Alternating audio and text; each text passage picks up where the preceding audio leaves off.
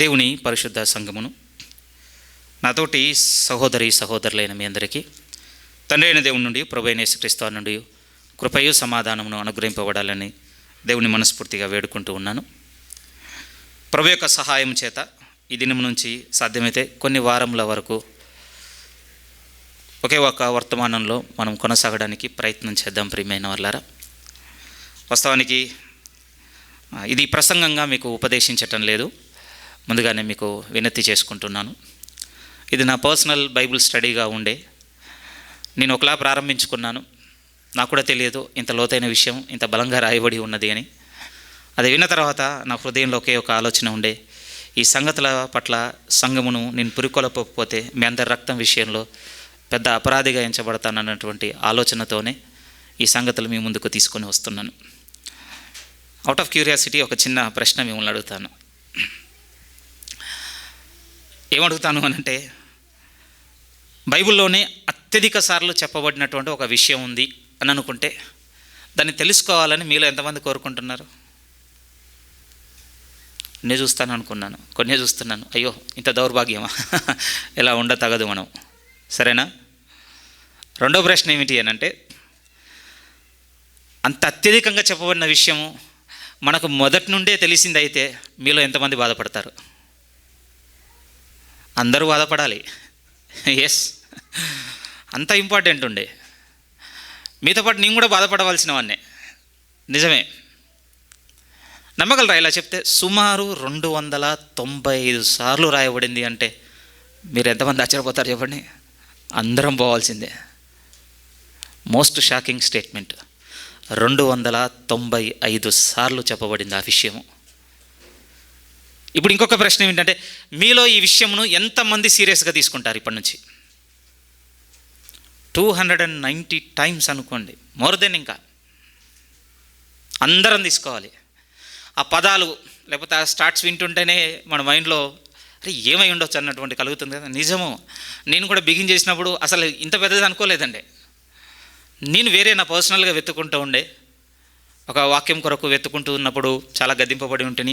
అయ్యో ఈ విషయంలో వెనుకబడుతున్నాను, ఇక నా పర్సనల్ స్టడీగా పెట్టుకొని సాగాలనుకున్నాను. దానికి సంబంధించినటువంటి సర్మన్స్ అన్నీ ప్లేలిస్ట్ చేసుకొని సేవకులే వింటున్న తర్వాత వన్ బై వన్ యాడ్ అవుతుంటే చాలా పెద్దగా అయిపోయిందండి ఆ సబ్జెక్ట్. అరే ఇంత పెద్దగా ఉన్న విషయాన్ని నేను ఎంత నిర్లక్ష్య పెట్టానేంటి? ఇంకోవైపు బాగా బాధ పెట్టింది ఏంటి అని అంటే, అది నేను ఫ్రమ్ ద బిగినింగ్ నుంచే నాకు తెలిసిపోయింది అది, అరే ఈ విషయం నాకు కావాలి అని. కానీ ఎప్పుడు అంత సీరియస్గా నడవలేదు. ఈరోజు ఆ టైటిల్ ఏంటో మీకు చెప్తే మీరు కూడా నిజమే అంటారు. దేవుని యందలి భయభక్తులు, పీరియడ్ అంతే. ఇంకా మళ్ళీ ఎంతమంది ఇది నాకు అసలు తెలియదని వాళ్ళు ఎవరైనా ఉన్నారండి? ఎప్పటి నుంచి తెలుసు? బాప్తీసం తీసుకున్న దగ్గర నుంచే తెలుసు. పోనీ బైబిల్ చదువుతున్నప్పుడు అక్కడక్కడ పొడిగా ఎంతో భూతద్దం పెట్టి వెతికితే కానీ కనపడని పదంగా ఏమన్నా ఉందా చెప్పండి? మీరు రఫ్గా ట్రై చేస్తేనే ప్రతి 5 పేజీలకు ఒకసారి కనపడుతుందండి. ఒకసారి మీరు ఆలోచించండి, ఎంత లోతైన విషయం కాకపోతే అన్నిసార్లు చెప్పబడుతుంది. ప్రభు రెండవ రాకడకు సంబంధించి కంటే ఇంకా చెప్పాలి అంటే, పరిశుద్ధ గ్రంథంలో దేవుడు తను రాసుకున్నటువంటి నామములు లేకపోతే ఆయన టైటిల్స్ వాటికి ఈక్వల్ ప్లేస్ వచ్చేసిందండి ఈ విషయం అనేది. అందుకొరకే ఇక సాధ్యమైతే చెప్పలేను, కొన్ని వారాలే పోదాం అందులోనే. నా ఉద్దేశం ఏమిటి అని అంటే, మీ అందరికీ ఏదో ఉపదేశం చేయాలన్నటువంటి ఆలోచన అయితే కాదండి. నా ఉద్దేశం ఏమిటి అంటే, ఆ వాక్యాలు మీరందరూ మీ కళ్ళతో చదవాలి. మరి 295 చదివిస్తామంటే చదువుకుందాం, తప్పేమని చెప్పండి? అంతకంటే భాగ్యం ఉంది. ఒక వాక్యం చూడండి బైబిల్లో ఎలా రాయబడి ఉందో దీని కొరకు. యెషయా గ్రంథం దయచేసి మీరు ఓపెన్ చేయగలిగితే. ఈరోజు కొంచెం ఒక క్రమబద్ధంగా ఏముండదు, ప్లీజ్ నన్ను క్షమించాలి, ముందే చెప్తున్నాను. ఎందుకంటే ఇది నేను ప్రిపేర్ అయింది కాదు సర్మన్గా ప్రీచ్ చేయడానికి. సో కొంచెం అటు ఇటుగా నేను టీచ్ చేస్తుండొచ్చు ఈరోజు. బట్ నెక్స్ట్ వీక్ నుంచి అయితే ఒక ప్రాపర్గా ఒక డెడికేటెడ్ మైండ్తో వెళ్దాం. కానీ ఈరోజు కొంచెం అటు ఇటుగా ఉన్నా మీరు మనసు పెట్టి వినవలసిందిగా కోరుతున్నాను, ప్రారంభమే కనుక. యెషయా గ్రంథంలోనికి మీరు వస్తే, యెషయా గ్రంథము 33వ అధ్యాయము. యెషయా గ్రంథము 33వ అధ్యాయము. అసలు ఈ పుస్తకం వైపే రాము మనం పెద్దగా, మీరే కాదు నేను కూడా. టఫ్ బుక్, కష్టం అర్థం చేసుకోవడం. మన పరిస్థితి కూడా ఎలా ఉంటుందంటే నపుంసకంలానే ఉంటుంది. అసలు ప్రవక్త ఎవరి గురించి మాట్లాడుచున్నాడు, ఎందుని గురించి మాట్లాడుతున్నాడు అన్నట్టుగానే ఉంటుంది యెషయా మీరు చదివితే. అందుకోసమే మనం పెద్దగా నోటీస్ చేయం. ఇంకా నేను ఖచ్చితంగా చెప్పగలను, మన చర్చ్లో ఒకవేళ ఎవరన్నా ఉంటే తర్వాత వచ్చి నాకు చెప్పండి ఇది నా దాంట్లో ఉంది అని. ఏంటి అంటే ఈ రెఫరెన్స్కి మన దగ్గర ఉన్న ఎవరి బైబిల్లో కూడా పెద్దగా అండర్లైన్ ఉండదండి. ఇది మనకు పెద్ద నోటీసబుల్ రిఫరెన్స్ కాదు వాస్తవానికి. అంత దూరం ఈ వాక్యం. బహుశా ఇది ఉన్న పుస్తకం కూడా అలాంటిది కావచ్చు, అందుకని పెద్దగా ఇటు వచ్చి చూసింది ఏమి ఉండకపోవచ్చు. మనం చూడండి యెషయా గ్రంథము 33వ అధ్యాయము 6వ వాక్యం చదువుతున్నాను. రైట్ 6. యెషయా గ్రంథము 33వ అధ్యాయము 6 మీరు చూడండి. నీ కాలములలో నియమింపబడినది స్థిరముగా నుండును, రక్షణ బాహుల్యమును బుద్ధి జ్ఞానముల సమృద్ధియు కలుగును. ఇప్పుడు నీ చదవాలనుకున్న మాట చాలా ఇంపార్టెంట్. కింది చూడండి ఏమనుంది? యెహోవా భయము వారికి ఐశ్వర్యము. రిచెస్ అటండి. ఏది? దేవుని యందలి భయము మనకు ధనమా, ఐశ్వర్యమా? ఎప్పుడు చూడలేదండి, నిజంగా చెప్తున్నాను. ఈ వాక్యం విషయంలో ఇన్ని సంవత్సరములు గుడ్డివానిగా మిగిలిపోయినందుకు నా అంత బాధపడేవాడు ఎవరు లేడు ప్రియమైన వాళ్ళ. మీ హృదయం తడితే ఇప్పటి నుంచి మీ హృదయంలో కూడా ఈ మాట ఉండాలి. దేవుని భయం అంట మనకు ఈరోజు ఐశ్వర్యం అంటున్నాడు దేవుడు. అలానే ఉన్నామా? లేం కదా. కానీ నా ఇంటెన్షన్ ఏమిటి అంటే ఈ సిరీస్ అయిపోయే వరకు, కొన్ని వారాలు నడుస్తాం కదా, ఇవి అయిపోయే వరకు కొంచెమన్నా ఇది మన మనసు సెన్స్ అవ్వాలి, చేయించాలన్న ప్రార్థనతోనే ఉంటాను నేను. ఎవ్రీ వీక్ ఫుల్ హోంవర్క్ చేసుకుంటాను. సాధ్యమైతే గంటన్నర ప్రసంగాలు ఉంటాయి పోండి వచ్చే వారం నుంచి. ఇంకా 295 ఉన్నాయి కదా మరి మనకు నడవాలి. కానీ నా ఇంటెన్షన్ ఏమిటి అని అంటే మనము ఈ వాక్యముల గుండా నడిచి ముగింపుకు చేరుకునేసరికి మనందరి హృదయంలో ఈ అభిప్రాయం కలగాలి, అవును నా దేవుని గురించిన భయమే నా ఐశ్వర్యము. ఎలా ఉందండి ఆ మాట? వాగ్దానంగా పట్టుకొని ఇంటికి తీసుకెళ్ళాలంత గొప్పగా ఉంది ప్రియమైన వాళ్ళారా. నిజము.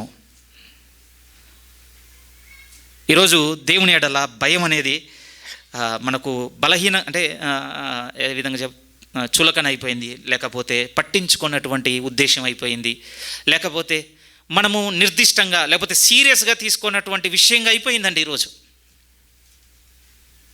లేదు నాకు దేవుడు అంటే చాలా భయం ఉంది అని అంటే మీరు అందరూ సెన్స్ చేయగలిగే ఒక చిన్న విషయం చెప్తాను. ఇది మీకు హర్టింగ్గా ఉంటుంది, బట్ మీరు నొచ్చుకోవాల్సిందే, తీసుకోవాల్సిందే, తప్పదు. మనం దేవుని ఎడల భయమును కోల్పోయాము అనడానికి నిదర్శనం ఏంటంటే బైబిల్ చదవకపోవడం అండి. ఇలా అడగనా? సంవత్సరం ఎండింగ్కి వచ్చేసాం, 2025. ఈ సంవత్సరంలో బిగినింగ్ నుంచి ఎండింగ్ వరకు బైబిల్ అంతా నేను ఒకసారి కంప్లీట్ చేసాను. వాళ్ళ చేయి చూడాలనుకుంటున్నాను చర్చ్లో. నేను కూడా ఎత్తలేను. ఒక్కరున్నారు చూసారా హోల్ చర్చ్లో. బ్లెస్డ్ యాక దేవుడు మిమ్మల్ని పరిపూర్ణంగా దీవించను గాక. ఒక్క సంవత్సరం అంత ఇస్తే మనం చదివింది ఒక్కసారి కూడా లేదా బైబిల్? అయిపోయింది చూసారా, అయిపోయింది అంతే. దేవుని ఎడల భయమును విడిచిపెట్టేశాము అనడానికి ఇదే రుజువు.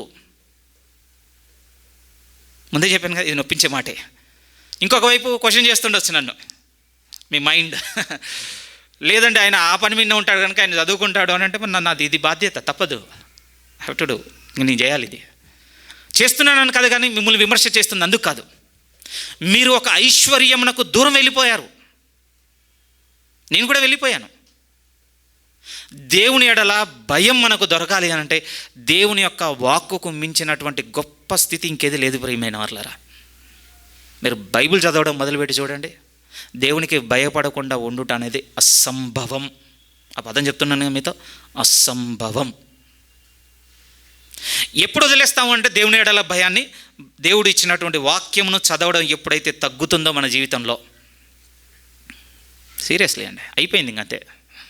పెద్దగా మనమే పట్టించుకోండి దేవుణ్ణి, ఆయన నిర్ణయాలను, ఆయన ఉద్దేశములను, ఆయన యొక్క ఆలోచనలను, ఆయన చేయమన్నవి చేయొద్దన్నవి చెప్పినవి ఏవి కూడా పెద్దగా తీసుకోము.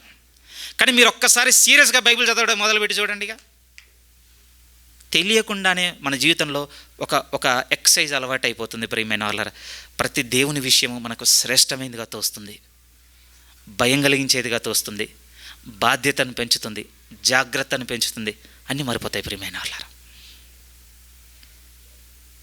భక్తుడైనటువంటి పేతురు గారు రాస్తున్నటువంటి ఒక మాట చదువుతాం, చాలా లోతుగా రాయబడి ఉన్నది.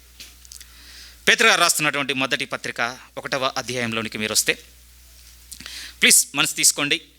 ఏ విషయంలో తీసుకోండి అని అంటే, దేవుని వాక్యంను చదివి దేవుని ఎడల భయమును నేను వృద్ధి చేసుకోవాలన్నటువంటి నిర్ణయంలోనికి అడుగులు వేయడానికి ప్రయత్నం చేయండి ప్లీజ్. నేను కూడా వచ్చే సంవత్సరం టార్గెట్ పెట్టుకుంటున్నాను, మీరు కూడా పెట్టుకోమని ప్రోత్సహిస్తున్నాను. మీకు శక్యమైతే ఎంత సమయం చదువుతారో చదవండి బైబిల్ని, రాజీకి రాకుండా. పోటీలు ఏం లేవండి. నేను ఇంత చదివినా నువ్వు ఇంత చదివినా అని చెప్పుకోవడానికి అంతకన్నా ఏం లేవు. దేవునికి మీరు, దేవునికి నేను అంత వ్యక్తిగతంగా. బట్ 2026 మాత్రం 2025లా ఉండొద్దు ప్లీజ్. మళ్ళీ చెప్తున్నాను, దేవుని వాక్యమును వ్యక్తిగతంగా చదువుకునే విషయంలో వచ్చు సంవత్సరం ఈ సంవత్సరంలో మాత్రం ఉండడానికి వీల్లేదన్నటువంటి నిర్ణయం తీసుకోండి. మోర్ దెన్ 20 days ఉన్నాయి కదా, ప్రిపేర్ చేసుకోండి మీ మైండ్ని. ఏ విషయంలో ప్రిపేర్ చేసుకోమంటానంటే, అసలు ఈ సంవత్సరం అంతా నా లీజర్ని నేను ఎక్కడ కిల్ చేసుకున్నాను, ఎక్కడ పోగొట్టుకున్నాను, వేటి మీద ఫోకస్ పెట్టడం వల్ల గ్రాడ్యువల్గా కొంచెం ఏకాంతమైన సమయం దొరికినా కూడా బైబిల్ తీసి చదవలేదని ముందు 20 రోజులు చెక్ చేసి చూసుకోండి ఈ సంవత్సరం అంతా ఎక్కడ పోయిందో. నేను ఒక అవగాహనకు వస్తే తప్ప వచ్చే సంవత్సరం ఏ నిర్ణయాలు తీసుకోవాలో మనకు అర్థం కాదు. సీరియస్గా 31వ తారీఖు తీసుకుంటానంటే బూడిద, ఏం తీసుకోం మనం. సీరియస్లీ అండి, 31 ఏం చేయగలిగేది ఏముండదు. సమయం కావాలి ప్రియమైన వాళ్ళారా, ఆలోచించుకోండి. దేనివల్ల ఈ సంవత్సర కాలంలో నేను దేవుని యొక్క వాక్యంను చదవకుండా దూరంగా ఉండిపోయాను. ప్లీజ్ అండి, ఇక్కడ మీరు ప్రసంగాలు వింటున్నారు, ఇవన్నీ ఉండొచ్చండి. బట్ నేనేమంటాను, మీరు వ్యక్తిగతంగా చదువుకునేది ఒకటి కావాలి. మీరు వ్యక్తిగతంగా చదువుకునేది ఒకటి కావాలి. ప్రభువైన యేసుక్రీస్తు కూడా ఒకరోజు ఏమంటాడో తెలుసా? శాస్త్రులు పరిచయాలందరూ విపరీతంగా బోధిస్తున్నారండి సమాజ మందిరాల్లో ఇశ్రాయేళ్ళకి. బోధ బాగా వింటున్నారు, బైబిలే చెప్పింది తెలుసా వాళ్ళ గురించి. ప్రతి విశ్రాంతి దినమున చదవబడుతున్నటువంటి పరిశుద్ధ లేఖనాలు ఉన్నాయి వాళ్ళకి. కానీ ప్రభు ఒక దగ్గర ఏమంటాడు అని అంటే, యోహాను సువార్త 5, ఒకసారి అమ్మాట చదివి ఇక్కడికి వద్దాంలేండి ప్లీజ్, కొంచెం బ్రేక్ చేసినందుకు క్షమించండి అన్నాను కదా. ఆర్గనైజ్డ్గా అయితే ఈరోజు పోదు. యోహాను సువార్త 5వ అధ్యాయం 39 చూడండి ప్లీజ్. మనకు బాగా తెలుసు ఈ వాక్యము, మన కరపత్రాల్లో హెడ్ టైటిల్ ఒకప్పుడు, రైట్. యోహాను సువార్త 5వ అధ్యాయం 39 మీరు చూడండి, లేదా 38 నుంచి చదువుతున్నాను. ఆయన ఎవరిని పంపెనో ఆయనను మీరు నమ్మలేదు గనక మీలో ఆయన వాక్యము నిలిచి ఉండలేదు. లేఖనముల యందు మీకు నిత్య జీవం కలదని తలంచుచు వాటిని పరిశోధించుచున్నారు. అవే నన్ను గూర్చి సాక్ష్యం ఇచ్చుచున్నవి.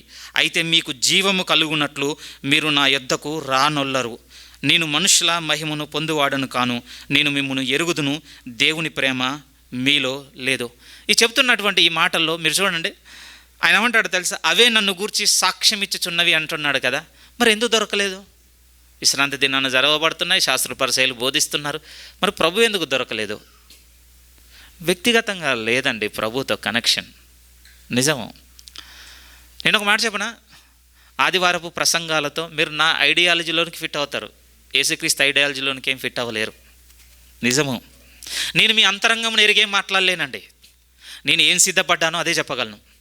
ఒకవేళ నేను సిద్ధపడిన దాంట్లో ఆ రోజు దేవుని యొక్క కనికరాన్ని నేను పొందుకుంటే, ఆ సమయానికి దేవుడు నేను బోధిస్తున్నప్పుడు నాకు ఇంకొక బలమైన ప్రేరేపణ ఏదైనా ఇచ్చి ఇంకొంచెం వ్యక్తిగతంగా మీకు టచ్ అయ్యేటువంటి కొన్ని మాటలు పలికిస్తుండొచ్చేమో.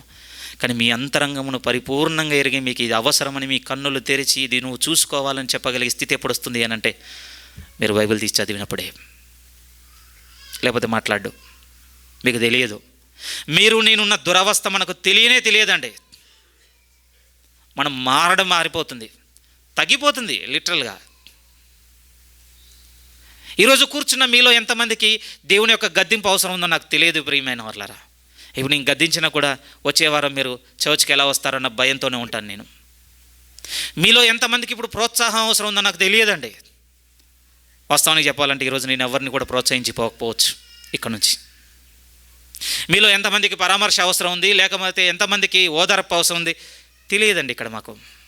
నిజముగా తెలియదు. ఒక సిద్ధపాటు సంఘమును బాధ్యతతో నడిపించాలన్నట్టు ఆలోచన, అంతకు మించి మా కృపా పరిధి ఇంకేం పెద్దగా లేదు. కానీ మీ అంతరంగము, మీలో ఉన్నటువంటి మీ స్థితిగతులు, మీ కుటుంబము, మీ నిర్ణయాలు, మీరు చూసేటివి చెప్పేటి వీటన్నిటినీ పరిశీలన చేయగలిగేటువంటి శక్తి దేవునికే ఉంది. ఆయన చేస్తున్న విషయం మనకు ఎలా తెలుస్తుందంటే ఇది చదివితేనే.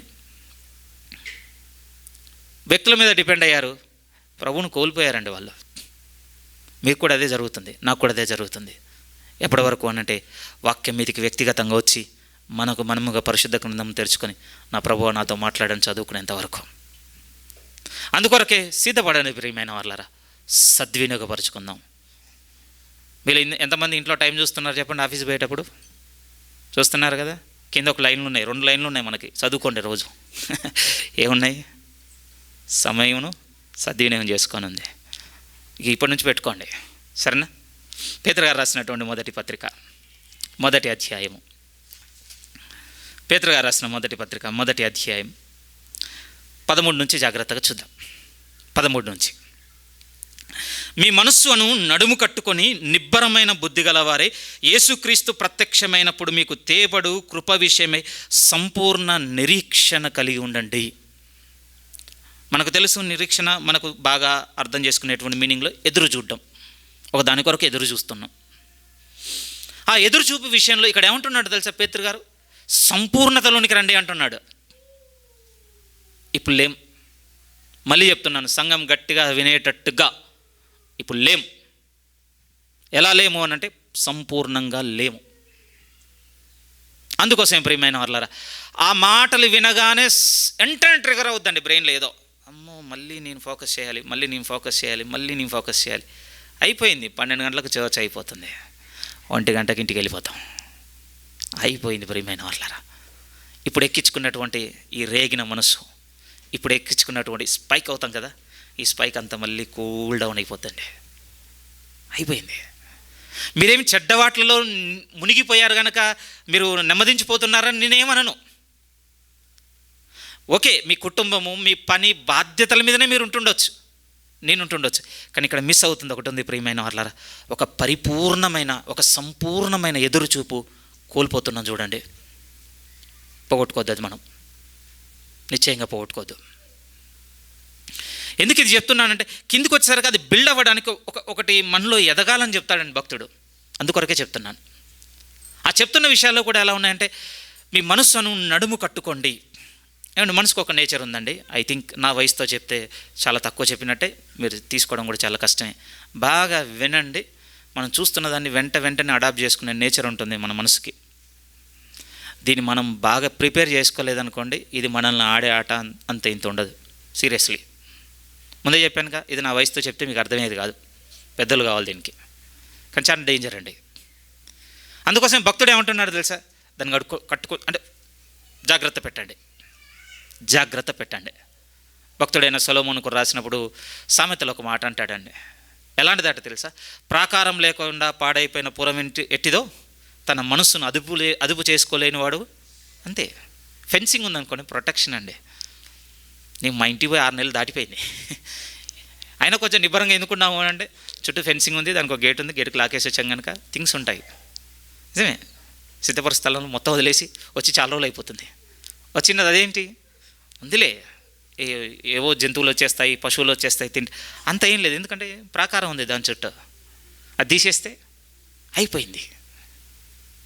ఇప్పుడు మన మనసు కూడా అండి, దీన్ని కట్టుకోకపోతే ఈ సమాజంలో ఎలా ఉందో తెలుసా? మన మనసు నిజంగా ఏ అదుపు, ఏ ప్రాకారం లేకుండా పిచ్చిగా ఉంది ప్రియమైన వాళ్ళారా. ఏ ప్రాయం వాళ్ళు దాన్ని వెతుక్కునే పనిలో చాలా వడివడిగా పరిగెత్తుతున్నాం మనం. పురుషులు లేదు, స్త్రీలు లేదు, పిల్లలు లేదు, వృద్ధులు లేరు, అందరము మనసుకు నచ్చింది చేసుకుంటూ పోతున్నాం. ఇంకా సంపూర్ణమైన ఎదురుచూపు ఎలా ఉంటుందండి ప్రభు వస్తాడని?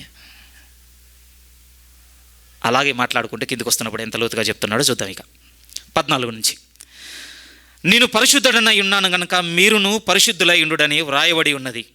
అందువలన మీరు విధేయులగు పిల్లలై మీ పూర్వపు అజ్ఞాన దశలో మీకుండిన ఆశలను అనుసరించి ప్రవర్తింపక, మిమ్మును పిలిచిన వాడు పరిశుద్ధుడై ఉన్న ప్రకారము మీరును సమస్త ప్రవర్తన యందు పరిశుద్ధులై ఉండుడి. పక్షపాతము లేకుండా క్రియలను బట్టి ప్రతివానికి తీర్పు తీర్చువాడు తండ్రి అని మీరు ఆయనకు ప్రార్థన చేయుచున్నారు గనక, ఈ పదం చూడండి, మీరు పరిశుద్ధులై ఉన్నంత కాలము భయంతో గడపండి. ఎంతకాలం అట? ఏ సమయంలో అట?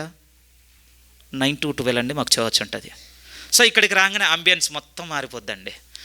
మనం అంబియన్స్ మారగానే మన లోపల ఉన్నటువంటి నేచర్ కూడా మారుతుంది. హార్ష్ వర్డ్స్ ఉండవు. ఇక ఎంత సాఫ్ట్ అండ్ పొలైటెడ్గా మారిపోతాం తెలుసు మనం చర్చిలోనికి రాగానే. పద్ధతి, అబ్బా పలకరింపు, అబ్బా అంతా మారిపోయింది. ఎందుకు? చర్చ్ అండి. చర్చ్లో ఏది పడితే అది మాట్లాడితే ఎలా? చర్చ్లో ఎలా పడితే అలా నడుచుకుంటే ఎలా? భయం. Very good, nice nice. పేతురు గారు అలా ఏం చెప్పటం లేదు. నీకు 60 సంవత్సరాల కాలం ఇచ్చిన నాయన, నువ్వు 20లో నమ్ముకున్నావు కనుక 20 ఎలా బతికినా పర్వాలేదు, వదిలేసి. ఆ తర్వాత బతుకున్నంత కాలము ఆదివారం చర్చికి పోతుంటావు కదా, ఎక్కడైతే ప్రార్థన ఉంటుందో అక్కడికి పోతుంటావు కదా, పైన ప్రార్థనల దగ్గరల్లా భయంగా ఉండు, ఏది పడితే అది మాట్లాడకు, ఏది పడితే అది చేయకు అని రాశాడా? పరదేశులు అయి ఉన్నంత కాలము. మళ్ళీ చదువుదాంలేండి ఆ మాట. 16 నేను పరిశుద్ధుడనై ఉన్నాను కనుక మీరును పరిశుద్ధుడై ఉండని రాయబడి ఉన్నది. అందువలన మీరు విధేయులకు పిల్లలై మీ పూర్వపు అజ్ఞాన దశలో మీకుండిన ఆశలను అనుసరించి ప్రవర్తింపక మిమ్మును పిలిచిన వాడు పరిశుద్ధుడై ఉన్న ప్రకారము మీరును సమస్త ప్రవర్తన యందు పరిశుద్ధులై ఉండుడి. పక్షపాతం లేకుండా క్రియలను బట్టి ప్రతి వానికి తీర్పు తీర్చేవాడు తండ్రి అని మీరు ఆయనకు ప్రార్థన చేయుచున్నారు గనుక మీరు పరదేశులై ఉన్నంత కాలము భయముతోనే గడపండి. దేవుని ఎడల మిక్కిలి భయం కలిగి ఉండాలట ప్రియమైన వాళ్ళారు. మనం భయం అనేది బైబిల్లో నేర్చుకొనమని చెప్పబడింది తెలుసా? వస్తాం, చాలా ఫర్దర్ స్టడీలో బోల్డ్ రిఫరెన్స్లు యాడ్ చేసుకుందాం. నేర్చుకోవాలని చెప్పబడిందండి. నిజము, నేర్చుకోవాలి.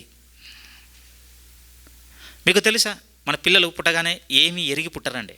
మీరు నేను పుట్టినప్పుడు అన్నీ తెలుసుకొని పుట్టామా? తర్వాత అన్నీ ఎలా వచ్చాయి? పేరెంట్స్ మీరు నేర్పించారు కదా, ఇది మంచిదిరా, ఇది చెడ్డది, ఇది గాయపరిచేది, ఇది సున్నితంగా ఉండేది, ఎవ్రీథింగ్ నేర్పించాం. నేర్చుకున్నారా లేదా? నేర్చుకున్నారు. Very good. మనందరికీ చిన్నప్పుడు ఫైర్ నచ్చిందండి. అమ్మగల్లాడుతున్నప్పుడు నిజంగా నచ్చింది. ఎందుకంటే అట్రాక్టివ్గా ఉంటుందండి. క్యాంప్ ఫైర్ వేసుకొని కూర్చున్నప్పుడు ఎలా ఉంటుంది? దాని నేచర్ తెలిసింది కనుక పోయి ముట్టుకోలేకపోతున్నా. బట్ చిన్నప్పుడు అండి తాకే సందర్భాలు బోల్డ్. గ్రాడ్యువల్గా ఏం నేర్పామో తెలుసా? మంట కాలుతుందన్న విషయాన్ని పిల్లలకు నేర్పించేసాం ప్రియమైన వాళ్ళ. మీరు చూడండి, ఇప్పుడు ముట్టుకోమని అప్పుడప్పుడు ఫన్ అనిపిస్తుంది. బెదిరియడానికి చిన్న అట్లకాడ తీసినా పెద్ద స్టోరీ అర్థమైపోద్దండి పిల్లలకి. చిన్న హంగామా ఉండదు కదా. ఒరే ఇంకా నేను దాన్ని వెలిగించలేదు, దాన్ని వేడి అదంతా కాదు, దాన్ని చూస్తే చాలు. అరే ఇంత భయం ఎక్కడి నుంచి వచ్చింది? నేర్చుకున్నారు. ఎస్, దేవుని ఎడల భయము కూడా నేర్చుకోవాలి ప్రియమైన వాళ్ళారు. మనం ఎంత నేర్చుకోవాలి అని అంటే మనల్ని వదిలిపోయినంత. ఈరోజు నెగిటివ్గానే కొంచెం వినపడుతుందండి. ఇది కొంచెం మీకు చెప్పాలి, బోత్ సైడ్స్ ఉందండి. రెండు వైపులా కనపడుతుంది భయం అనేది. ఒకవైపు అండి చాలా పాజిటివ్ వేలో మనకు అంటే ఎట్లా మనకు మేలు చేసేదిగా కనపడుతుంది ప్రియమైన, లేకపోతే కలిగి ఉండాలని ప్రోత్సహించేదిగా కనపడుతుంది భయం అనేది బైబిల్లో.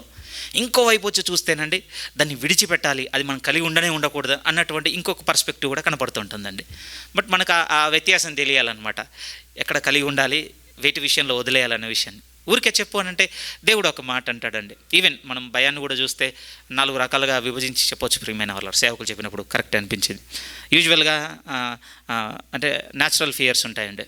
న్యాచురల్ ఫియర్స్ అంటే ఇందాక మిగతా అన్నాను కదా, అది ముట్టుకుంటే కాలుతుందని, పైనుంచి కింద పడితే దెబ్బలు తగులుతాయని, లేకపోతే బండి మించి పడితే గాయాలైతే, భయాలు ఇవన్నీ న్యాచురల్ ఫియర్స్ ఉన్నాయి, యాక్సెప్టబుల్. ఇంకోవైపు చూస్తేనండి చాలా వరకు చీకటి అంటే భయం ఉంటుంది ఎక్కువ మందికి. ఓ డిమానిక్ ఫియర్, అంతే కదా, దయ్యం ఉంటుందేమన్న భయం, అది కూడా ఉంటుంది బిబిలికల్గా మాట్లాడాలంటే. ఇంకోవైపు ఏం కనపడుతుందంటే మన బాస్ అన్నా లేకపోతే ప్రభుత్వ అధికారన్నా కొంచెం భయం ఉంటుందండి. అది దేన్ని చూపిస్తుందో తెలుసా? మనుషుల ఎడల భయం. బైబిల్ మాట్లాడింది ప్రియమైన వాళ్ళరా, నాసికారంధ్రంలో జీవవాయువు కలిగినవన్నీ ఎన్నిక చేయకంటాడంతే. మనుషులకు భయపడడానికి మనం లేవని చెప్పిందండి బైబిల్. ఇంకొకటి మాట్లాడితే ఈరోజు కొత్తగా ఇంకోటి కూడా కనపడుతుందండి, రిలీజియస్ ఫియర్ కూడా ఉందండి. ఎర్లీ మార్నింగ్ నేను ఒక వీడియో చూశానండి. ఏం పని ఉండదా రాత్రి అని అంటే, అవును నాదంతగా ఎక్కువ నైట్ టైం ఉంటుంది. ఏం ప్రాబ్లం అని అంటే, ఇప్పుడు మనం ఉన్న దేశంలో ఒక ధర్మం ఉంది, పేరు అవసరం లేదు, మీ అందరికీ తెలుసు. ఆ ధర్మం ఉనికిని కోల్పోతుంది. ఇప్పుడు ఈ ఉనికిని కోల్పోతున్నందుకు ఆ ఉనికిని నిలుపుకోవడానికి దానికి పాజిటివ్గా చాలామంది వీడియోలు చేసుకుంటున్నారు. ఈరోజు ఒక వ్యక్తి వీడియో వచ్చింది ప్రియమైన వాళ్ళరా. ఆ వ్యక్తి మాట్లాడిన 20 నిమిషాల ఆ వీడియోలో నాకు కనపడింది ఏంటి అంటే, వాళ్ళ రిలీజియన్ ఏమైపోతుందో అని ఆ రిలీజియన్ ఫాలో అయ్యేటోళ్ళని భయపెడుతుంది, అంతే ఇంత కాదండి. సాడ్ థింగ్ ఏంటి అని అంటే, ఇది క్రిస్టియన్లో కూడా వచ్చిందండి. దశంభాగాల దగ్గర ఉంటుంది, గర్భఫలాల దగ్గర ఉంటుంది, సంఘానికి మానేసిన దగ్గర ఉంటుంది. రిలీజియస్ ఫియర్ ఇది నిజము. ఇది కనపడుతుంది చర్చ్లో కూడా ఈరోజు. ఎలాంటి దినాలు చేస్తున్నారా?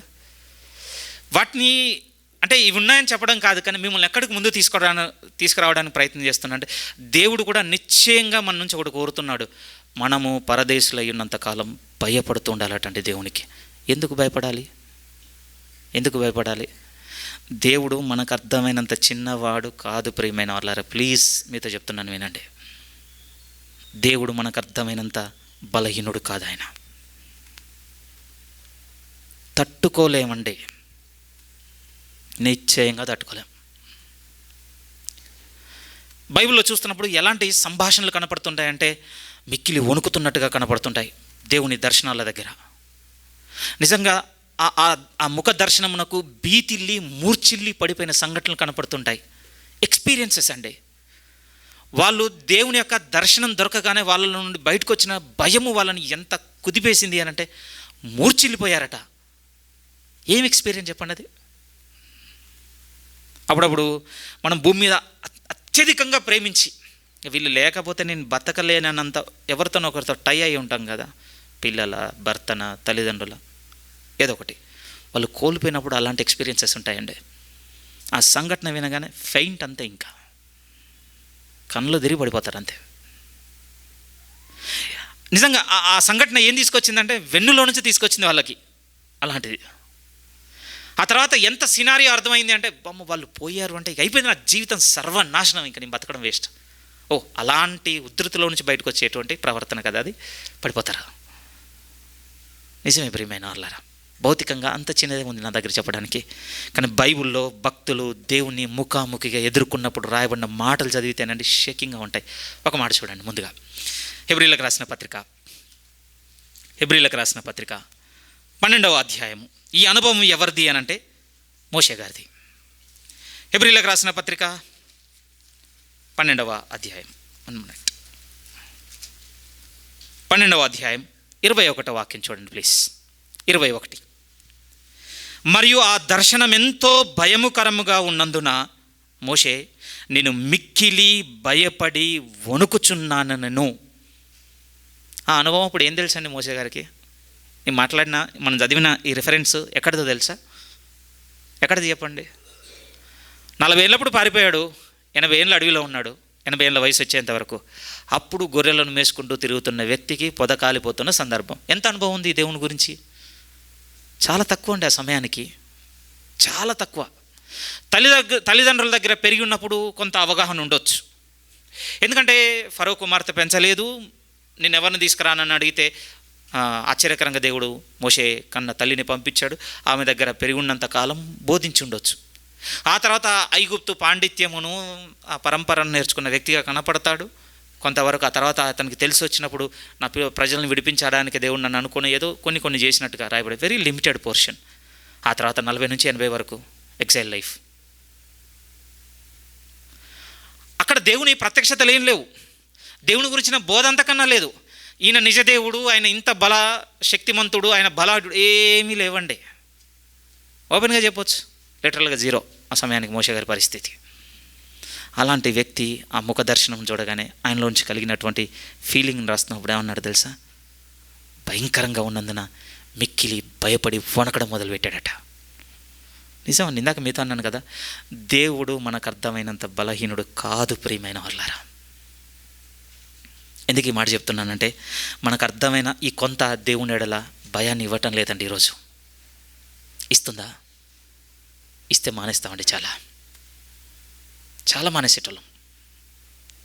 వే బ్యాక్ అయిపోయేటవన్నీ మన జీవితంలో. ఈరోజు ఎందుకు మానటం లేదు తెలుసా? ఈయన ఏమీ చేయలేడన్నటువంటి అవగాహన మీకు మీరు నాకు నేను ఏర్పరచుకున్నాం. ఓపెన్గా చెప్తున్నమాట ఇది. ఆయన ఏమి చేయడు. ఎస్, చేయడు. ఇప్పుడు రేపటి రోజున ప్రియమైన వారలా ఎలా ఉంటుందో తెలుసా? ఇక అవకాశమే లేనంత ఒక ప్లేస్కి తీసుకొచ్చి చూపిస్తాడండి ఆయన ఏంటో. అందుకోసం బైబిల్ చెప్పినప్పుడు చాలా సీరియస్గా చెప్పింది ప్రియమైన వాళ్ళారా మనతో. మళ్ళీ ఒక మాట చదువుదాం. కొరింథీయులకు రాస్తున్న రెండవ పత్రిక 5వ అధ్యాయం కొరింథీయులకు రాస్తున్న 2వ పత్రిక 5వ అధ్యాయం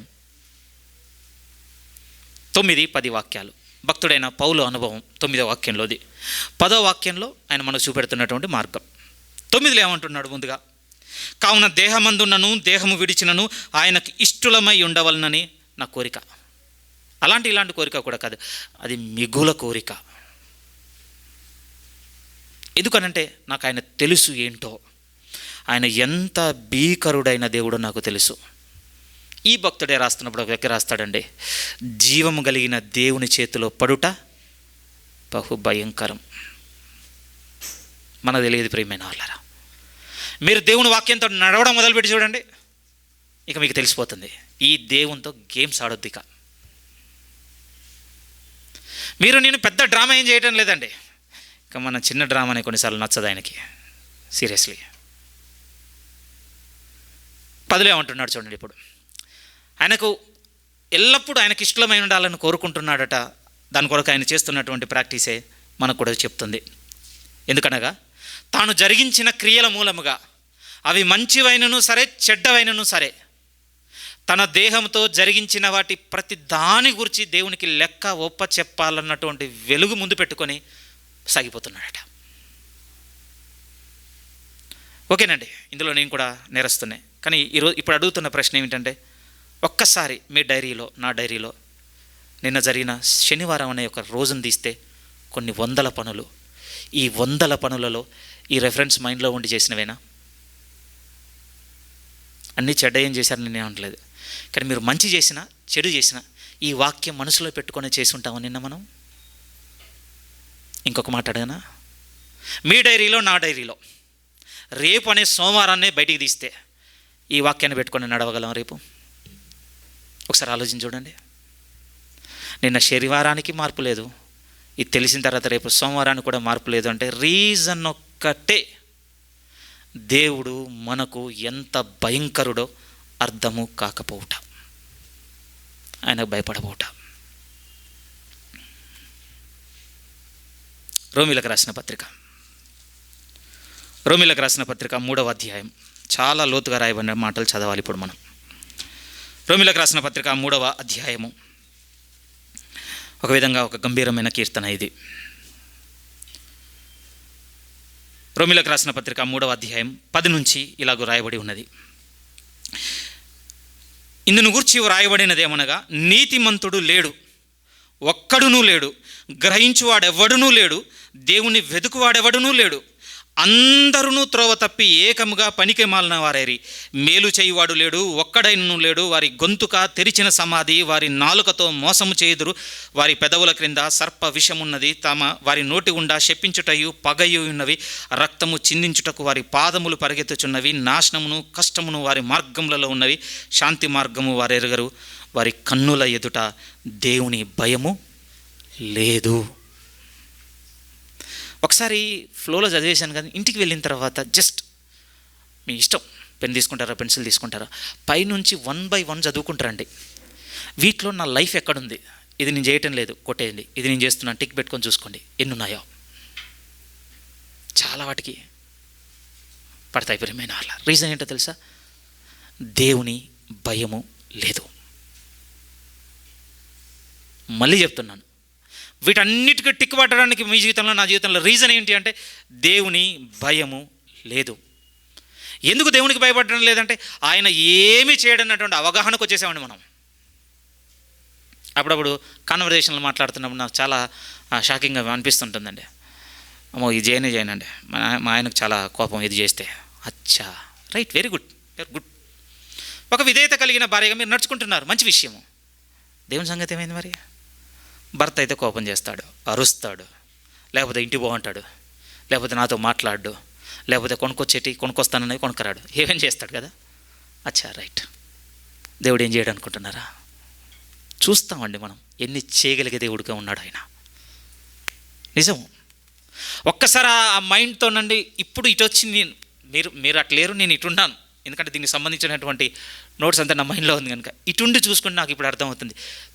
కేవలం నువ్వంటే భయపడనందుకే కదా ప్రభు నేను ఇలా నడుచుకుంటుంది. అచ్చా నువ్వేం చేస్తావో తెలవనందుకు కదా నాకు. మీరు కూడా ఎండ్ ఆఫ్ ద డే ఇదే రియలైజ్ అవుతారు ప్రియమైన వాళ్ళరా. నువ్వు ఇంత భయంకరుడమైన దేవుడని తెలియకనే కదా నేను ఇలా నడుచుకుంది. కపట ఉందట, మత్సర ఉందట, చెడు మాట ఉందట, వాటి నోట్లో విషం ఉందట. ఆ పదాలు ఎలా ఉన్నాయి ప్రియమైన వాళ్ళరా? రిలేటబుల్గా ఉన్నామండి మనం చాలా విషయాల్లో. ఇక్కడ బాధపడవలసిన వ్యక్తిగతమైన విషయం ఏంటంటే, క్రైస్తవునిగా మారిన తర్వాత కూడా ఈ పోర్షన్కి మనం సంబంధికులుగా ఉన్నాం, రిలేటబుల్గా ఉన్నాం. చూడండి, క్రైస్తవునిగా మారిన తర్వాత, ఒక నిజమైన దేవుడు మనకు తెలిసిన తర్వాత కూడా మన అడుగులు ఇటు పడుతున్నాయి అని అంటే రీజన్ ఏంటి? దేవుని భయము లేదు. మళ్ళీ చదువుతానండి ఈ పోర్షన్ని, మళ్ళీ చూడండి ప్లీజ్. రోమీయులకు రాసిన పత్రిక 3వ అధ్యాయం 11 నుంచి ఇలాగ రాయబడుతుంది దేవుని వాక్యం. నీతిమంతుడు లేడు, ఒక్కడునూ లేడు. గ్రహించువాడెవడునూ లేడు, దేవుని వెదుకువాడెవడునూ లేడు. అందరూ త్రోవ తప్పి ఏకముగా పనికి మాలిన వారైరి. మేలు చేయువాడు లేడు, ఒక్కడైనను లేడు. వారి గొంతుక తెరిచిన సమాధి, తమ నాలుకలతో మోసము చేయుదురు. వారి పెదవుల క్రింద సర్ప విషమున్నది. వారి నోటి నిండా శపించుటయు పగయి ఉన్నాయి. రక్తము చిందించుటకు వారి పాదములు పరిగెత్తుచున్నవి. నాశనమును కష్టమును వారి మార్గములలో ఉన్నవి. శాంతి మార్గము వారెరగరు. వారి కన్నుల ఎదుట దేవుని భయం లేదు. ఇక్కడ నుంచి బయటికి రావడానికే ఇక్కడ ఒక విషయంలో మిమ్మల్ని అందరినీ అప్రిషియేట్ చేయాలి. మీరు క్రైస్తవులుగా మారి దేవునికి మీ జీవితంలో నెమ్మదిగా చోటు ఇవ్వడం మొదలుపెట్టారు. మీరు ధన్యులు. కానీ ఆ కొద్ది చోటుతోనే మీరు దేవుణ్ణి ఇంప్రెస్ చేయలేరు. నేను చేయలేని ప్రియమైన వాళ్ళారు. పరిపూర్ణత కావాలి. దేవుడి కనుదృష్టి మన వైపు తిరిగినప్పుడట ప్రియమైన వాళ్ళారా, ఇతడు నాకు మిక్కిలి భయపడి వణుకుతున్నాడని కనపడాలటండి. ఒకసారి మీరు ఆలోచించండి. మనం బతుకుతున్న జీవన శైలి కంటే దేవుడు మనల్ని చూడడమే అరుదు. నా మాట మీకు అర్థమవుతుందా? అనుదిన జీవితంలో, డే టు డే లైఫ్లో మనం బ్రతుకుతున్నటువంటి జీవన శైలికి దేవుడు మన వైపు చూడడమే అరుదండి. బై ఛాన్స్ ఒకవేళ ఆయన మనల్ని చూసినా పెద్ద డ్రామాటిస్ట్లా ఇక్కడ ఉన్నాం అనుకోండి, మీరు ఆలోచించండి ఎంత దండిస్తుండొచ్చు ఆయన. సీరియస్లీ అండి, మీకు నవ్వొచ్చేలా నేను చెప్పిన వెరీ సీరియస్ మ్యాటర్. దేవుడు సముఖంగా లేడు ప్రియమైన వాళ్ళారా. మీరే చెప్పండి ఒకసారి. అయ్యో ఇది చాలా ఆక్వర్డ్గా ఉంటుంది, బట్ ఒకసారి మీరు ఇలా మెడిటేట్ చేస్తుండండి. నేను నా పేరు పెట్టుకుంటాను, నేను మీ పేరు పెట్టుకోండి. ఎందుకంటే నా అంతరంగం ఏంటో నాకు బాగా తెలుసు, మీరేంటో మీకు బాగా తెలుసు. ఏం ఆలోచించండి అని అంటే, ఇంత బ్యాడ్ పర్సనాలిటీకి అంత గుడ్ గాడ్ అవసరమని ఒక్కసారి మీరు ఆలోచించి చూడండి. మీ మనసు మీద మాట్లాడుతుందండి. ప్లీజ్ ఒకసారి ట్రై చేసి చూడండి. ఏమండి మంచోళ్ళం అనుకుంటున్నారా? దయచేసి అనుకోకండి ప్లీజ్. నేను ఏమడుగుతున్నాను అంటే, ఇంత చెడ్డవారికి అంత మంచి దేవుడు కావాలా?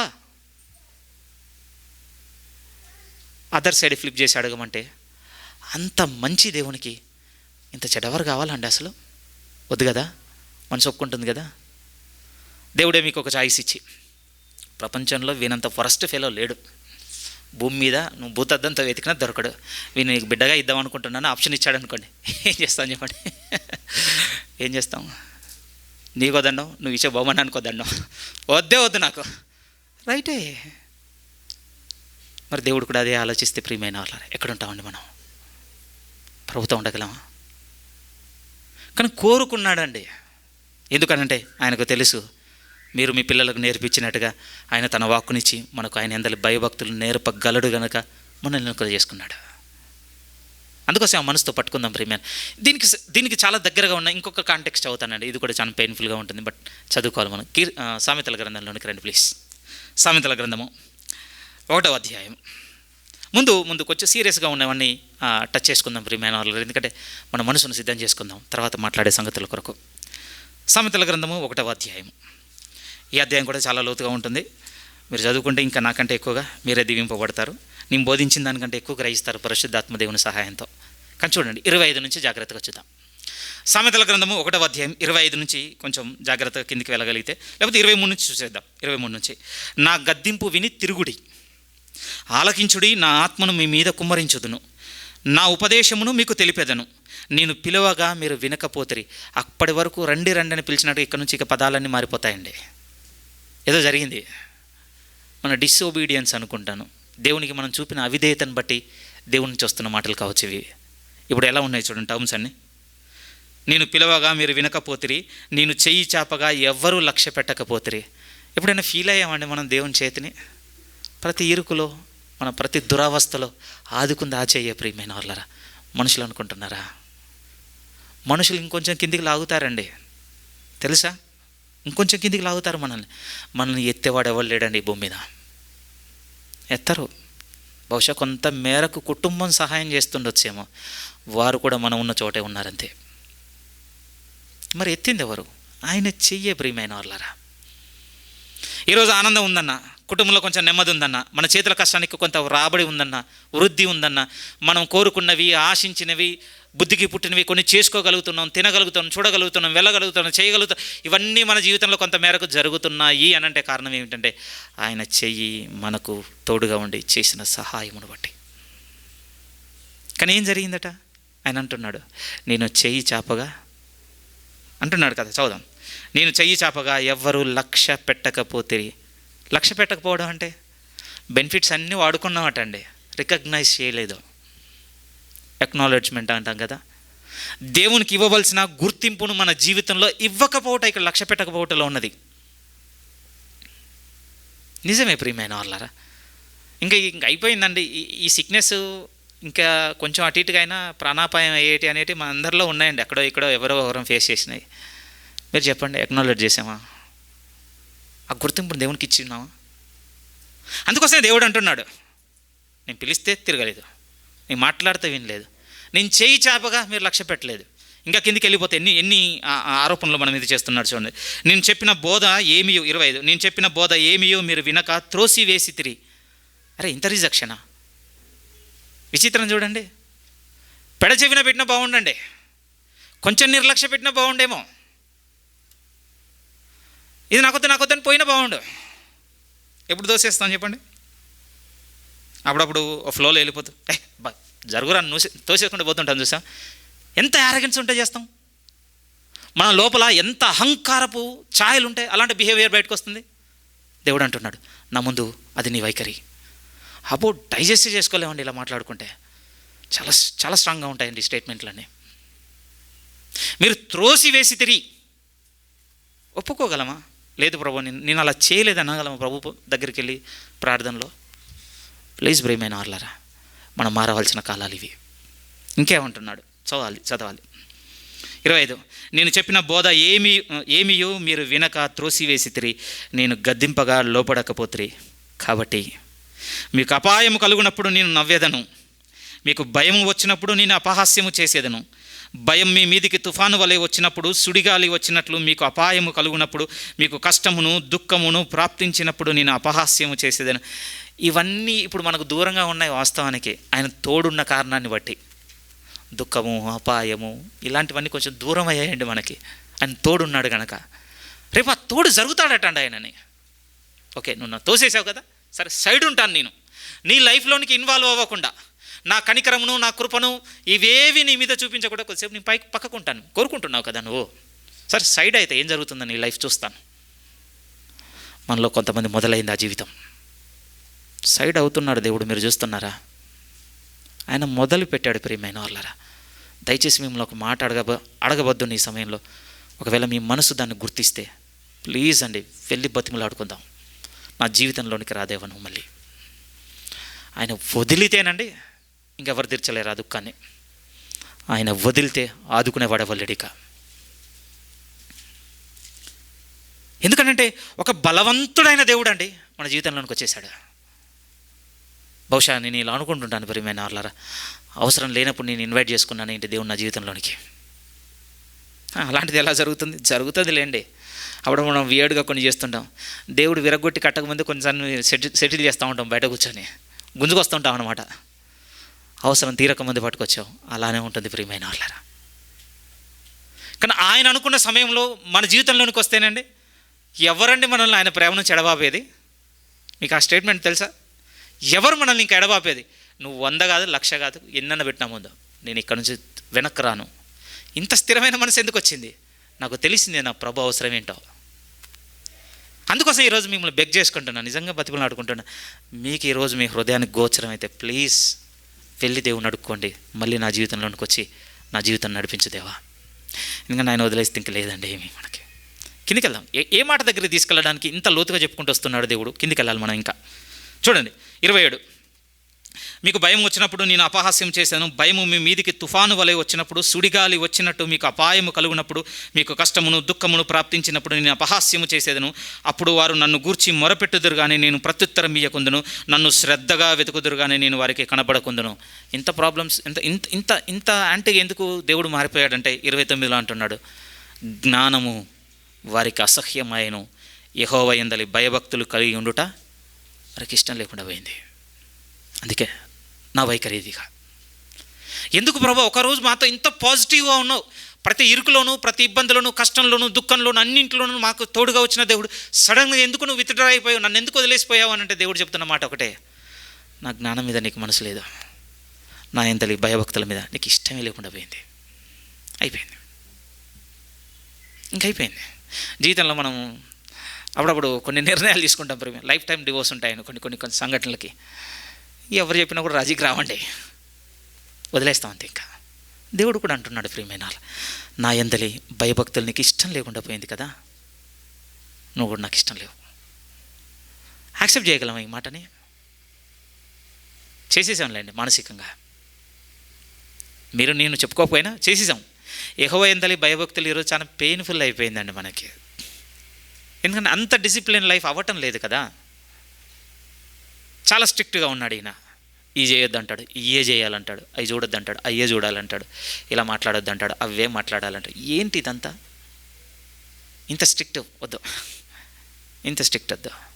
ఎందుకు స్ట్రిక్ట్ వద్దు అంటున్నాం అంటే ఆయన నేచర్ మనలా లేకపోయేసరికి మన నేచర్ ఉన్న గాడే మనకి ఈరోజు ఇష్టమయ్యాడండి.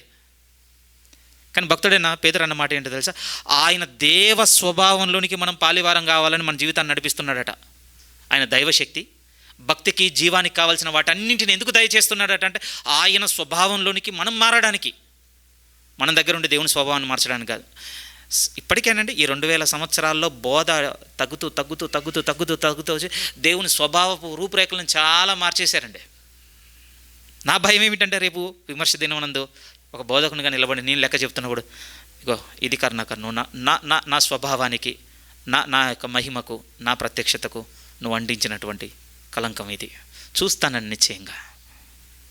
ఏమో నాకు కూడా తెలియదు, ఎక్కడ మీ అభిమానాన్ని చూరగొనో, ఎక్కడ మీ ధనాన్ని ఆశించో, లేకపోతే ఎక్కడ మీ గుర్తింపును కోరుకొని నేను ఎక్కడ తగ్గించానో తెలియదు. రేపు దేవుడు నాలో ఉన్నటువంటి ఆ మరుగును తీసుకొచ్చి చూపించేంతవరకు. ఎందుకంటే ఇక్కడ దేవుడు కోరుకుంటుంది ఏంటో తెలుసా, ఆయన యందలి భయభక్తులు గలవారు కావాలట. ఆయన యందలి భయభక్తులు గలవారు. ఇంకా క్లియర్గా చెప్పాలంటే ఈ మనసులోనికి ఎదగాలటండి. సున్నితంగా చెప్తాను ఈ ఒక్క ఫ్రేజ్ని. ఏ మనసులోనికి అంటే ఉన్న దేవుడు ఉన్నట్టుగా ప్రేమించే మనసులోనికి మనం ఎదగటండి. ఆయన యందలి భయభక్తులు అని అంటే ఆయన ఏంటో, ఆయన అదిగా, ఆయనలో ఏమాత్రం కూడా మార్పును కోరుకొని వారంగా. దేవుడు ఇలా అయ్యో ఇంత ఉండొద్దండి, కొంచెం అటు ఇటుగా కొంచెం చేంజ్ ఉంటే బాగుండేది, అదేం కూడా ఆయన ఏదో అది పరిపూర్ణంగా ఆ దేవుని ఆ స్థితిలో అలానే ప్రేమించట. ప్రియమైన వాళ్ళ మన యందలి భయభక్తులకు సింపుల్గా అర్థం చేసుకునేటువంటి మాట. మీరు చెప్పండి. దీని విషయంలో నేను ఆన్సర్ అడగను, కానీ నేనేం కోరుకుంటాను అని అంటే ఒకసారి పర్సనల్గా మీ ప్రేయర్లో ఒకసారి అడిగి చూడండి దేవుణ్ణి, డే బై డే నేనేమైనా మారుస్తున్నానా ప్రభా, నిన్ను నా ఆలోచనలో, నా ఉద్దేశం నిన్నేమైనా మారుస్తున్నానా? నీలో ఉన్నటువంటి పరిశుద్ధతను, నీలో ఉన్న ఖచ్చితత్వను, నీలో ఉన్న నమ్మకత్వాన్ని, నీలో ఉన్న మంచితనము, నీలో ఉన్న సమస్త సద్గుణములను నేనేమన్నా మారుస్తున్నానా, ఆల్టరేట్ చేస్తున్నానా? కొంచెం ఏమన్నా నాకు అనుకూలంగా, నాకు ఇష్టమైనట్టుగా, నా బుద్ధి పుట్టినట్టుగా ఏమన్నా మారుస్తున్నాను? ప్లీజ్ అడగండి. వెరీ వెరీ ఇంపార్టెంట్ అండి. ఎందుకంటే దేవుడు మనతో మాట్లాడితేనన్న కొన్ని మనకు అర్థమవుతుంటాయి ప్రియమైన వాళ్ళారా. అతడే చాలా దూరం వెళ్ళిపోతామండి. అందుకోసం దేవుడు అంటున్నాడు, నేను ఎందుకు ఇంత అగెన్స్ట్గా అయిపోతున్నాను అని అంటే మీరు నా యందలి భయభక్తులు విడిచిపెట్టుటను బట్టి.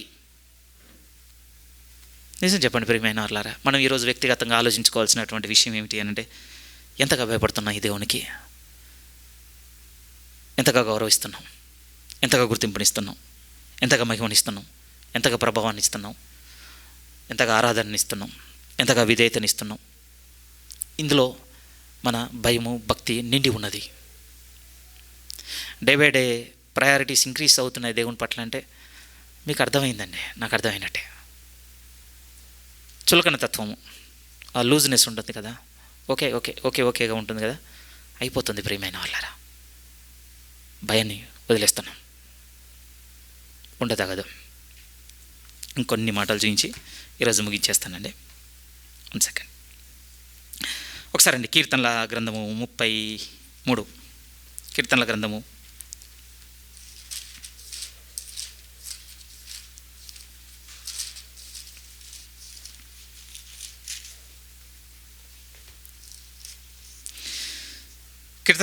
33వ అధ్యాయం ముందుగా 8 చూడండి.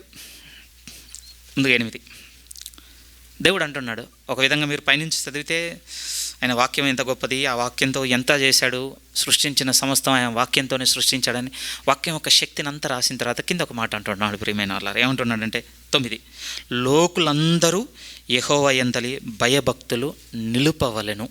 2వ మాట, భూలోక నివాసులందరూ ఆయనకు వెరవవలెను. భయానికి మోర్ ఇంటెన్సిటీ అండి, వెరవుట. ఏమంటున్నాడు తెలుసా? కొంతమంది కాదు, అందరూ. మనలో ఉన్నటువంటి ఇంకొక దుష్ట సంబంధమైన మోసం ఇంకోటి చెప్పాలి ప్రియమైన, మనలో కొన్ని క్యారెక్టర్స్ ఉంటాయండి. దేనికి భయపడిన వాళ్ళు కొంతమంది ఉంటారు వెరైటీగా. నాకు ఆ నేచర్ లేదు కానీ కొంతమంది మాటలు, ప్రాణం తీసుకుని ప్రాణానికి భయపడినంటాడు, కుటుంబం పోయిన కొన్ని ఉంటాయండి. స్ట్రాంగ్ పీపుల్ ఉంటారు, ఉండరని నేను అనటం లేదు, ఉన్నారు కూడా. కానీ దేవుడు ఏమంటున్నాడు అంటే అట్టి వారిని కూడా ఆయనకు భయపడుట కోరుకుంటున్నాడండి. ఒక మాట చెప్పనా సున్నితముగా, దేవునికి ఇచ్చేటువంటి ఒక మొట్టమొదటి గౌరవం ప్రియమైన వాళ్ళరా, మనము ఆయనకి ఇచ్చేటువంటి మొట్టమొదటి గౌరవం ఆయనకు భయపడుట అనేది. ఇంకా తర్వాతనే రెస్ట్ ఆఫ్ దండి, అంతే. ఆ మొదటిదా ఇవ్వకుండా మీరు ఎన్ని ఇచ్చినా ఎందుకు ఇస్తున్నామో ఒకసారి ఆలోచించి చూసుకోవాలి.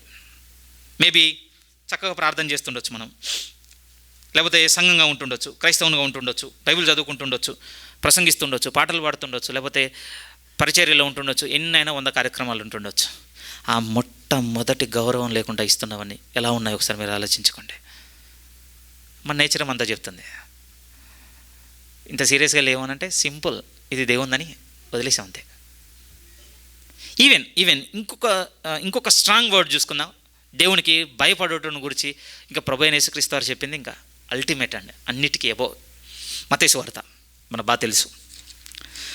మత్తయి సువార్త 10వ అధ్యాయం, మత్తయి సువార్త 10వ అధ్యాయము 28 చదువుదాం నేరుగా. 28 మీరు చూడండి. సాక్షాత్తు ప్రభు మాట్లాడుతూ, మరియు ఆత్మను చంపనేరక దేహమునే చంపువారికి భయపడకుడి గాని ఆత్మను దేహమును కూడా నరకములో నశింపజేయగలిగిన వానికి మిక్కిలి భయపడుడని చెప్పాను. ప్రభు వచ్చేసరికి ప్రభు తీసుకొచ్చినటువంటి ఇంకొక వర్డ్ ఏంటంటే మిక్కిలి భయపడండి. ఎందుకంటే ఆయన ఎంత శక్తిమంతుడంటే ఆత్మను దేహమును రెండింటిని నశింపజేయగలిగినవాడు. అంటే ఇది మనకు ఫ్రమ్ ద బిగినింగ్ నుంచే తెలుసు. కానీ నేను ఏం ప్రయత్నం చేస్తున్నా అంటే ఇందులో ఉన్నటువంటి రియాలిటీకి మనం కొంచెం సెన్స్ చేయడానికి రావాలి ఈ కొద్ది వారాల వర్తమానాలతో. నా ఇంటెన్షన్ అది ప్రియమైన వాళ్ళ. మనందరికీ తెలుసు అండి, ఇక్కడ మత్తయి సువార్తలో ఉన్న వాక్యం పెద్ద పాతది, చాలా పాతది మనకి. కానీ ఇందులో మనం లేవండి. ఇందులో మనం ఉండుంటే అన్నీ మారిపోయేటి. అసలు మారటం లేదు. మీరు మరీ హార్డ్ హార్టెడ్ అయ్యారని నేను ఏమనటం లేదు, కానీ బాగా స్లో ఉన్నాం ప్రియమైన వాళ్ళరా. ఇంత స్లో మంచిది కాదండి. మనం ప్రభు దగ్గర శిష్యులుగా ఉంటే చాలా బెటర్ అండి. ఎందుకంటే రికవరీ చాలా స్పీడ్ ఉంటుంది శిష్యుల్లో. మనం ముసలోళ్ళు ఏమనుకోండి, డాక్టరే చెప్తాడు ఈ వయసులో అండి ఇంకేం చేసినా ప్రయోజనం ఉండదండి. అది విన తగదండి. మనం దేవుడు కూడా మనల్ని ఎలా కోరుకుంటున్నాడు, పెద్దలుగా కోరుకుంటున్నాడు అనుకుంటున్నారు ఆయన ముందు. బైబిల్ ఆ సీక్వెన్స్ కనపడుతుంది. ప్రియమే పిల్లలు కావాలి ఆయనకి, మీరు నాకు అలానే కావాలి. ఎందుకంటే రికవరీ చాలా తొందరగా ఉంటుందండి, నిజము. ఒకవేళ మనం పెద్ద అయిపోయాం అనుకోండి, ఇంక అంతే సంగతి, ఎక్కవ ఏవి మనకి. అందుకోసం ప్రభువైన యేసుక్రీస్తు వారు కూడా శిష్యులను ఉద్దేశించి మాట్లాడినప్పుడు ఒక మాట అంటాడు, జ్ఞానులకు వివేకులకు ఈ సంగతులను మరుగుపరిచి ఎవరికి నువ్వు వెల్లడి చేసి ఉన్నావు, పసి బాలురకు నువ్వు వెల్లడి చేసి ఉన్నావని నేను స్తుతిస్తున్నాను అంటాడు. జస్ట్ ఒకసారి మీరు చూడండి. అంటే ఒక విధంగా పెద్దలుగా ఊహించుకునేటోళ్ళని జ్ఞానులు వివేకులను మారని అంత తొందరగా రికవర్ అవ్వనటువంటి ఒక ఫేజ్లో పెడుతున్నాడు. రెస్పాన్స్ తొందరగా ఉన్న వాళ్ళ దాంట్లో పెట్టి వీళ్ళని పెట్టి మాట్లాడుతున్నారు. మనం అక్కడ ఉందాం ప్రియమైన వాళ్ళరా. దేవునికి భయపడే విషయంలో పిల్లవాళ్ళుగా ఉందామండి. నేర్చుకోగలం తొందరగా, చాలా తొందరగా. చిన్నప్పుడు స్విమ్మింగ్కి వెళ్తుంటేనండి ఒకటి నేర్పి బాగా పంపించండి అండి. ఇప్పుడంతా అది మీకు కనెక్ట్ అవ్వకపోవచ్చు ఇప్పుడు, ఎందుకంటే పూల్స్ వచ్చేసిన తర్వాత అందరూ ఈత నేర్చేసుకున్నారు కనుక పెద్ద విషయం కాదు. కానీ మా చిన్నప్పుడు ఎలా ఉండే అంటే ఊర్లలో, ఒరేయ్ ఇది చిన్నప్పుడే నేర్చుకోవాలరా, చిన్నప్పుడు మిస్ అయిందంటే పెద్ద అయినాక అస్సలు రాదే అన్న భయంతో కొంచెం మమ్మల్ని నెట్టే వాళ్ళకి. ఇప్పుడు మొత్తం మారిపోయింది కదండి, ఇప్పుడు ఈజీ అయిపోయింది. కానీ నిజం అది రైట్ అండి.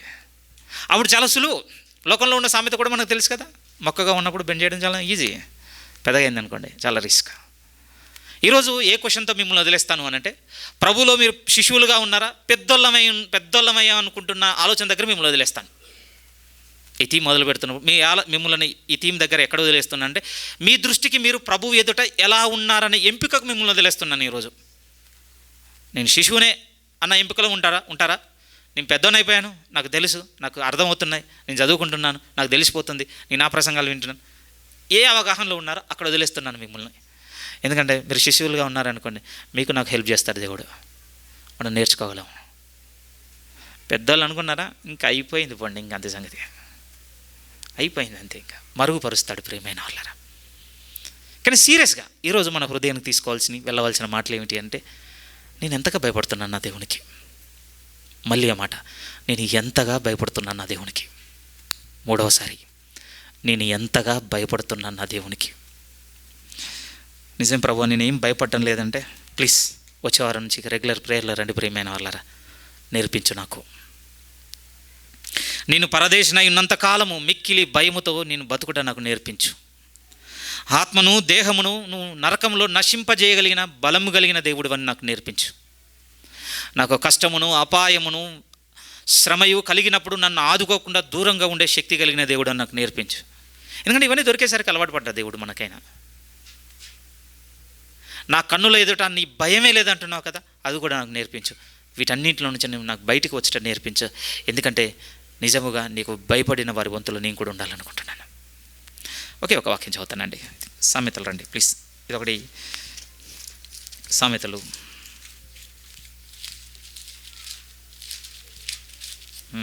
19వ అధ్యాయం. సామెతలు 19వ అధ్యాయం. ఒక సేవకుని మాటను బట్టి ఇది చెప్తున్న మాట. నిజంగా ఆ సేవకుని ఉపదేశం అయిన తర్వాత నాకు బాగా అర్థమైందండి. ఆ సేవకుడు ఏమన్నాడంటే, బైబిల్ అంతట్లో ఆయన దృష్టికి one of the greatest blessing అనుకుంటాడు, లేకపోతే ప్రామిస్ అనుకుంటాడటండి ఆయన. ఇది చదివినప్పుడల్లా ఆయన ఎక్స్ప్లెనేషన్ విన్న తర్వాత నా మనసు కూడా అటే ప్రేరేపింపబడింది. నిజము, ఇది నేను కూడా ఒక ప్రామిస్ కార్డుగా పట్టుకొని తిరిగాను నా లైఫ్లో అని. 19వ అధ్యాయం 23వ వాక్యం చూడండి. నిజంగా మీ మనసు, నేను తక్కువ ఎక్స్ప్లెయిన్ చేస్తుండొచ్చు, ఎందుకంటే నాకు చెప్పిన ఆయన చాలా వృద్ధుడు, ఆ అనుభవంతో చెప్పిన మాట. కానీ మీ ముందు ఉన్నవాడా అది కాదు. మీరు ఇంటికి వెళ్ళి ఈ మాటను పట్టుకొని దేవుని అడగాలి. నిజంగా ఇప్పుడు మనం చదవబోతుంది లిటరల్గా మీకు అర్థమైతే one of the greatest blessing అండి బైబిల్లో. ఏమని చెప్తున్నాడు చూడండి 19:23లో, యెహోవా యందలి భయభక్తులు కలిగి ఉండుట జీవ సాధనము. రెండవ మాట, అది కలిగిన వాడు తృప్తుడై అపాయం ఏమీ కలగకుండా ఉంటాడట. 3 విషయాలు చెప్తున్నాడు అక్కడ. దేవుని యందలి భయభక్తులు జీవంలో పెట్టిందట ఆయనని. అవి కలిగి ఉన్నందుకట తృప్తుందటండి ఆయనకి. ఎంత పెద్ద పదమో తెలుసు అది, తృప్తి. చాలా పెద్దదండి అది. నిజముగా ఈరోజు మన విచారాలకు, మన దుఃఖాలకు, మన గందరగోళాలకు, మన అశాంతికి, సమస్తానికి కారణం ఏంటో తెలుసా? మన జీవితంలో తృప్తి కొరవడుట. ఎందుకు లేదనుకుంటున్నారు? పైసలు లేనందుకు అనుకుంటున్నారా? ఇల్లు లేనందుకు అనుకుంటున్నారా? పెళ్లి కానందుకు అనుకుంటున్నారా? పిల్లలు పుట్టినందుకు అనుకుంటున్నారా? ఆరోగ్యం బాగా, ఇవేవి కారణాలు కాదండి. యెహోవా యందలి భయభక్తులు ఒక్కటే తృప్తిలోనికి నడిపిస్తాయి మనల్ని, అర్థమైతే. నిజం ప్రియమైన వాళ్ళారా. రెండో మాట ఏంటో తెలుసా? అటువన్నీ చెడు ముట్టదటండి. చెడు ముట్టదట, అసలు అపాయం ఏమీ రాదటండి వాడికి. 3 థింగ్స్ ఇక్కడ రావాలి ప్రియమైన. నిజముగా ఈ వాక్యములను పట్టుకొని మనం నడవబోతున్న ముగింపు ఏంటో ఇక్కడికి రావాలి. ఆయన యందలి భయభక్తులు నాకు జీవసాధకం ఈరోజు. రెండోది ఏమిటంటే, నేను చాలా తృప్తిగా ఉన్నాను నా జీవితం పట్ల. మూడోది ఏమిటంటే, కీడు ముట్టకపోవడం కంటే ఇంకా బ్లెస్సింగ్ ఏముందండి? ఏమని చెప్పాడు ప్రభు మనకు ప్రార్థన? ఏమని చెప్పాడు చెప్పండి? మీరు ప్రార్థించినప్పుడే లేచేయండి, లోకంలో ఉన్న దుష్టుని కీడు నుండి మమ్ములను తప్పించుము. చిన్న మాట అనుకుంటున్నారా మీరు? అది ఆయన యందలి భయభక్తులు కలిగిన మనకి అపాయం రాదట ప్రియమైన వాళ్ళారా. ఫిజికల్ స్పిరిచువల్ డివైడ్ ఏం చేయకండి, రెండు కావాలి మనకి. అంతే కదా. నాకు స్పిరిచువల్ అపాయాలు మాత్రం రాకపోతే చాలండి, ఫిజికల్గా ఏమైపోయినా పర్వాలేదని మనం అనగలవా? సచ్చూరుకుంటాం. వీ నీడ్ బోత్ అండి. మనకు రెండు కావాలి కదా. రెండు కావాలంటే దేవుని యందలి భయభక్తులు ఇప్పుడు మన అడుగులు. ప్రభుల ప్రార్థన కలిగి ఉందాం ప్రియమైన వాళ్ళ. నిజంగా విరిగిన మనసుతో వద్దాం. నీ ఎడల భయం కలిగి ఉండడం కోల్పోయినాను దేవా, నాతో మాట్లాడని ప్రతి వారం వద్దాం ప్రియమైన వాళ్ళారా. దేవునికి ఇష్టలుగా ఉండి జీవమును, తృప్తిని, అపాయం లేని జీవితమును స్వతంత్రించుకుందామని దేవునిలో